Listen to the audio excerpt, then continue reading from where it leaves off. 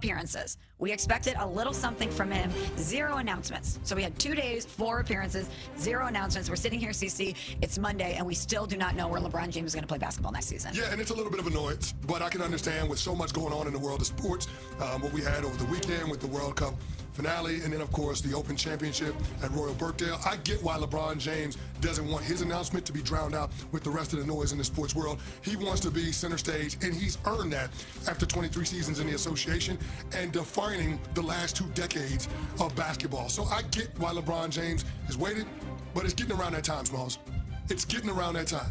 We're what, 50 days away from kickoff in the NFL season? Yep. We kind of need to know, and Commissioner Adam Silver said as much in terms of wanting to set the schedule.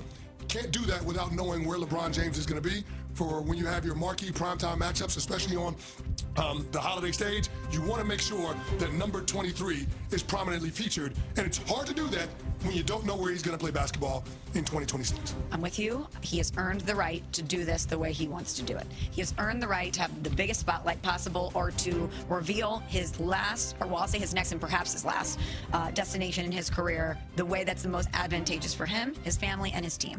However, we've been waiting. We're waiting. And I think everyone's getting a little annoyed. No disrespect, LeBron, but come on. We're ready to find out. So where's this leaning? Here's our Dave McMenamin, who was on SportsCenter, talking about what he's hearing surrounding LeBron's decision. In the conversations I've had in the last 24 hours in New York City, it seems like an Eastern Conference team will win the LeBron James sweepstakes. It's not saying that he has told Minnesota they're out or told Golden State they're out, but if it's about trying to play competitive basketball and possibly add a 5th championship to avoid basically 2 NBA Finals type series in the playoffs just to get to the finals in the Spurs and OKC, you're going to have a better pathway with either Cleveland, Miami, or Philly. So Dave's saying it feels like an Eastern Conference team, not necessarily 100% taking Golden State or Minnesota off the board, but if that's the case, CC, where are you leaning? Cleveland, Philly, Miami? Well, I mean, listen, he's got history with Cleveland and Miami, but the longer this goes along, I have a hard time believing that he's going back home, right? So I don't know that it's necessarily going to land on it being Cleveland. So you have to consider if it's not Cleveland, Miami, or Philadelphia. And I got to be honest, Smalls, I want to see something new from LeBron James. I don't want to see him running back with the Miami Heat. I do think it'd be compelling. Not sure that ends up being a championship team, even with the big 3 of Bron, Bam, and Giannis. So I think the team that provides the best chance for a ready-made championship is Philadelphia. Well, LeBron, was he breadcrumbing us a little bit in saying that he's going to Philly, like you suggested?